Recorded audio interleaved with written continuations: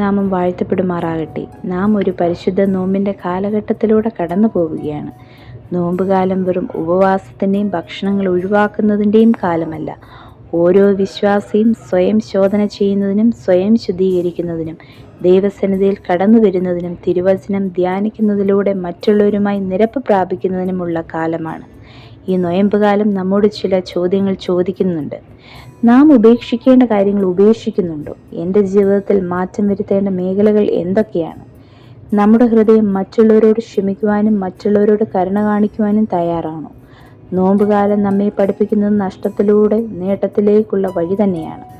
ഉപവാസം ശരീരത്തെ ശാസിക്കുന്നു, പ്രാർത്ഥന ആത്മാവിനെ ഉണർത്തുന്നു, ദാനം ഹൃദയത്തെ വിപുലമാക്കുന്നു.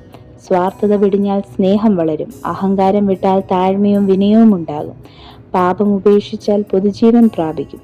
ഈ നോമ്പുകാലം നമ്മുടെ ജീവിതത്തിൽ ഒരു ആത്മീക പുനരുദ്ധാനമായി തീരട്ടെ.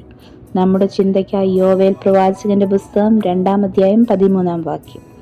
വസ്ത്രങ്ങളെയല്ല ഹൃദയങ്ങളെ തന്നെ കീറി നിങ്ങളുടെ ദൈവമായ യഹോവയുടെ അടുക്കിലേക്ക് തിരിയുവിൻ. അവൻ കൃപയും കരുണയും ദീർഘക്ഷമയും മഹാദൈവവും ഉള്ളവനല്ലോ. അവൻ അനർത്ഥത്തെക്കുറിച്ച് അനുതപിക്കും. യോവേൽ പ്രവചനം പഴയ നിയമത്തിലെ 29-ാമത്തെ പുസ്തകമാണ്. ചെറിയ പ്രവാചകന്മാരിൽ 2-ാമത്തേത്. 4 പ്രധാന വിഷയങ്ങളാണ് യോവേൽ പ്രതിപാദിക്കുന്നത്. 1. ഭയങ്കര നാശം വരുത്തിവെച്ച വെട്ടിക്കിളി. 2. പശ്ചാത്താപം മൂലം ഇസ്രയേലിന് വീണ്ടും ലഭിച്ച അനുഗ്രഹങ്ങൾ. 3. ആത്മാവിൻ്റെ ദാനങ്ങൾ. 4. ഇസ്രയേലിന് ദോഷം ചെയ്ത ജാതികളുടെ മേലുള്ള അന്ത്യന്യായ വിധിയും യഹൂദയ്ക്കുള്ള അനുഗ്രഹവും. യഥാർത്ഥ നൊയമ്പ്, ഹൃദയത്തിൻ്റെ മാറ്റം. പ്രവാചകനായ യോവേൽ നമ്മോട് പറയുന്ന വാക്കുകൾ വളരെ ഗൗരവമുള്ളതാണ്. നിങ്ങളുടെ ഹൃദയം കീറുവൻ, വസ്ത്രം കീറരുത്. പഴയ നിയമകാലത്ത് ആളുകൾ ദുഃഖം പ്രകടിപ്പിക്കുവാൻ വസ്ത്രം കീറിയിരുന്നു.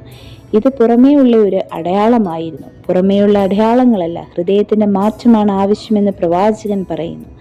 നമ്മൾ പലപ്പോഴും നോമ്പുകാലത്ത് ചില കാര്യങ്ങൾ ഒഴിവാക്കും. ചില ഭക്ഷണം, ചില ശീലം, ചില വിനോദങ്ങൾ തുടങ്ങിയവ.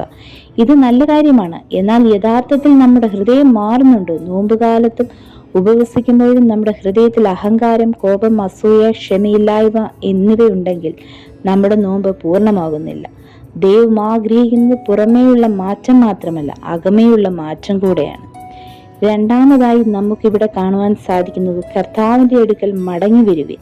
നോമ്പുകാലം മടങ്ങിവരവിൻ്റെ കാലമാണ്. പലപ്പോഴും ജീവിതത്തിൻ്റെ തിരക്കുകൾ മൂലം പ്രശ്നങ്ങൾ, മറ്റു പ്രലോഭനങ്ങൾ, സാമ്പത്തിക അതിപ്രസരം എന്നിവ കാരണം നമ്മൾ ദൈവത്തിൽ നിന്നും അകന്നു പോകും. പ്രാർത്ഥന കുറയാം, ദൈവവചനം കേൾക്കുവാനോ പള്ളിയിൽ പോകുവാനോ സമയം ലഭിക്കാതെ വരാം. എന്നാൽ ഈ നോമ്പുകാലം ദൈവം നമ്മെ വിളിക്കുന്ന സമയമാണ്, ഒരു മടങ്ങിവരവിൻ്റെ സമയം. നാം ദൈവത്തിലേക്ക് ഒരു പടി അടുത്തു വരുമ്പോൾ ദൈവം നമ്മിലേക്ക് 10 പടി അടുത്തു വരും. മൂന്നാമതായി പ്രവാചകൻ പറയുന്നത് ദൈവത്തിൻ്റെ മഹാകരുണയെക്കുറിച്ചാണ്. അവൻ കൃപയും കരുണയും ദീർഘക്ഷമയും മഹാദയയും ഉള്ളവനല്ലോ. ഇതാണ് നോയമ്പുകാലത്തിൻ്റെ വലിയ പ്രത്യാശ. നമ്മൾ എത്ര തെറ്റുകൾ ചെയ്താലും നമ്മുടെ ദൈവം നമ്മെ തള്ളിക്കളയുന്നില്ല. നമ്മുടെ മടങ്ങിവരുവിനായി ക്ഷമയോടെ കാത്തിരിക്കുന്ന ദൈവം. നമ്മൾ പശ്ചാത്താപത്തോടെ അവൻ്റെ അടുക്കൽ വരുമ്പോൾ അവൻ നമ്മെ സ്വീകരിക്കുകയും നമ്മോട് ക്ഷമിക്കുകയും നമുക്ക് പുതിയ ജീവിതം നൽകുകയും ചെയ്യുന്നു. നഷ്ടപ്പെട്ട മകൻ്റെ ഉപമയിൽ നമുക്ക് പിതാവിൻ്റെ സ്നേഹം കാണുവാൻ സാധിക്കും. നമുക്കും ഒരു മടങ്ങിവരവിന് തയ്യാറാകാം.